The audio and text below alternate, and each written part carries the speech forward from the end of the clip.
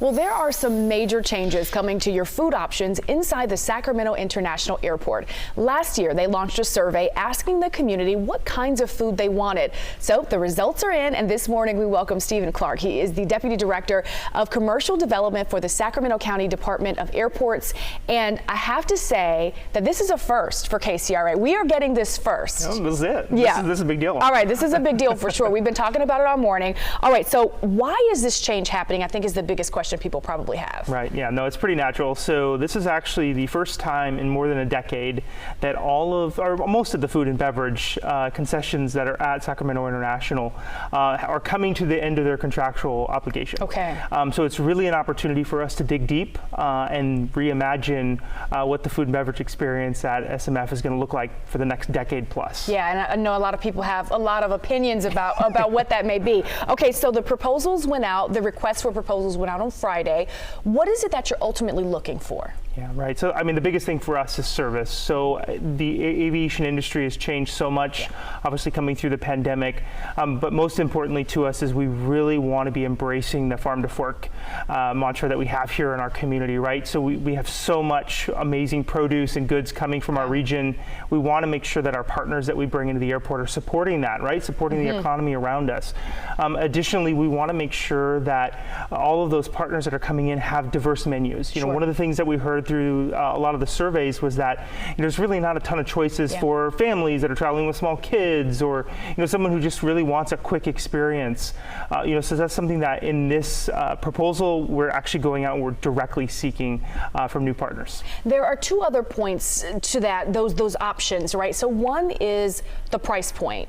Talk about what the plan is to address that. Yeah, so I think more broadly in the airport industry, everything's about $25, right? So chicken sandwich, $25. Everything's about $25. Yeah, water's five bucks. Exactly. So really what we want to try to do inside of this is we want to try and find partners who can offer menus that are diverse, right? So you can have an option that is the $25, chicken sandwich, but you also might have a value option as well. One of the things too that a lot of folks may not realize is the airport is like a small city.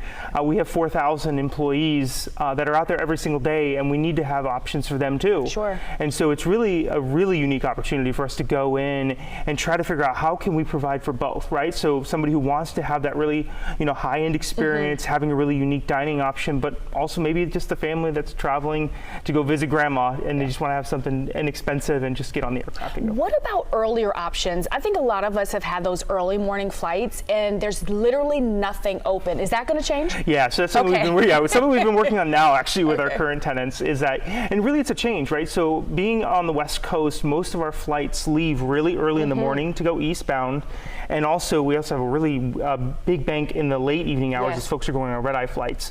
That's something that our airport hadn't seen a decade ago, and so those current business partners that we have, they didn't build their business models on that, and so really as we've come through the pandemic, we've been working with them to try to expand those hours.